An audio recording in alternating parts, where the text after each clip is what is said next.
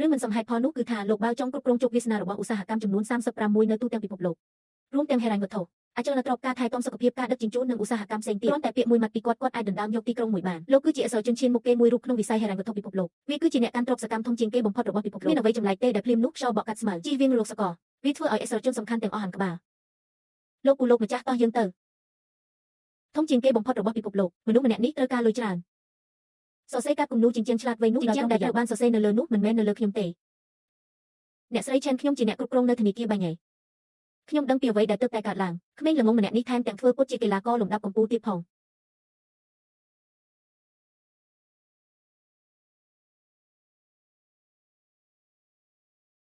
ខ្ញុំមិនមានពេលខ្ជះខ្ជាយជាមួយអ្នកទេខ្ញុំមិនបានកុហកទេ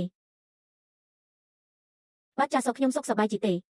គាត់បាននិយាយថាវាជាការពិតទាំងអស់កញ្ញាឈីន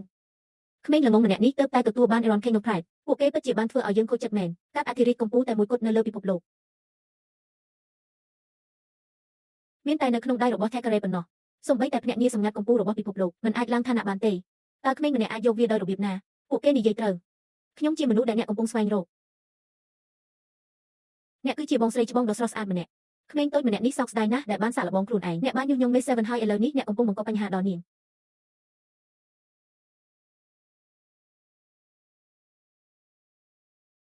ភ្លាមនោះសំឡេងកាំភ្លើងបានបន្លឺឡើងទ្រព្យសម្បត្តិរបស់អ្នកឥឡូវនេះជារបស់ខ្ញុំសូម្បីតែក្មេងរូបពីក៏ត្រូវមានដៃផ្ទាល់ខ្លួនដើម្បីកាន់ដែរសៀវម៉េងហេតុអ្វីបានជាអ្នកមិនមកទីនេះសៀវម៉េងតើអ្នកស្គាល់ស្ត្រីម្នាក់នេះដោយរបៀបណា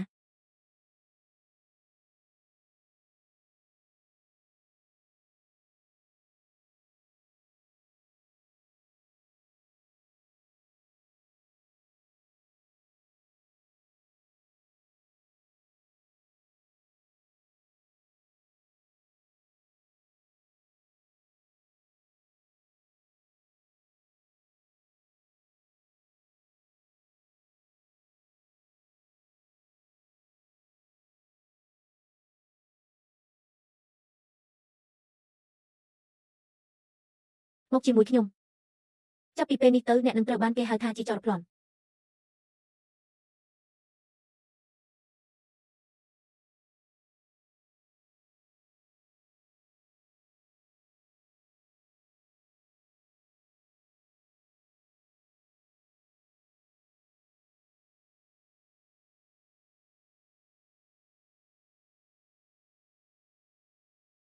គាត់ក៏ដឹងដែរ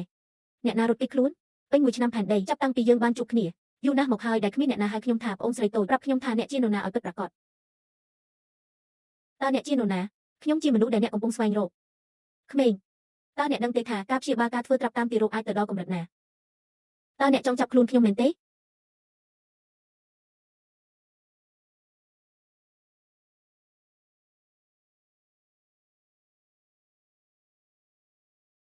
ខ្ញុំអាចប្រើប្រាស់កេរ្តិ៍ឈ្មោះរបស់អ្នកដើម្បីបោកប្រាស់និងបោកប្រាស់មនុស្សនៅបរទេសតើអ្នកមិនខ្វល់ពីខ្ញុំតតែសោះមែនទេបន្ទាប់មកប្រាប់ខ្ញុំតើខ្ញុំគួរគ្រប់គ្រងរឿងនេះដោយរបៀបណា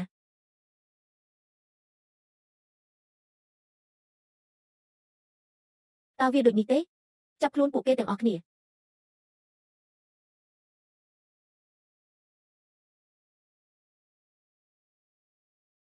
តើគាត់មានទំនាក់ទំនងអ្វីជាមួយលោកចៅវាយប៉ាវតើអ្នកដឹងអំពីរឿងនេះដោយរបៀបណាអ្នកទូចច្រឡឹងគឺលោកបាវដែលបានបញ្ជូនអ្នកមកហេតុអ្វីបានជាអ្នកនាងជីនឡើងក្រហមប្រតិកម្មនេះហាក់ដូចជាមិនហៀបនឹងខឹងទេខ្ញុំបានប្រាប់អ្នកថាខ្ញុំជាមនុស្សដែលអ្នកកំពុងស្វែងរកវាពិតជាកាត់អធិរាជកម្ពុជាមែនប៉ុន្តែ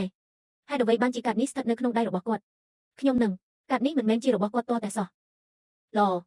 ម្ដាយរបស់ខ្ញុំនិងក្រុមគ្រួសាររបស់គាត់ពោពេញដោយការអាក់អន់ចិត្តដោយសារតែខ្ញុំសម្រាលកូននេះគ្រូអំដំណើរកុំឲ្យគេបោកបញ្ឆោតអីយើងនឹងប្រគល់កាតរបស់អ្នកទៅអ្នកវិញ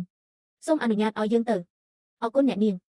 ឯងពិតជាត្រូវតែបង្រៀនក្មេងម្នាក់នេះនៅមេរៀនមួយពិតមកទៅអត្តសញ្ញាណរបស់គាត់មិនមែនជារឿងរបស់អ្នកទេ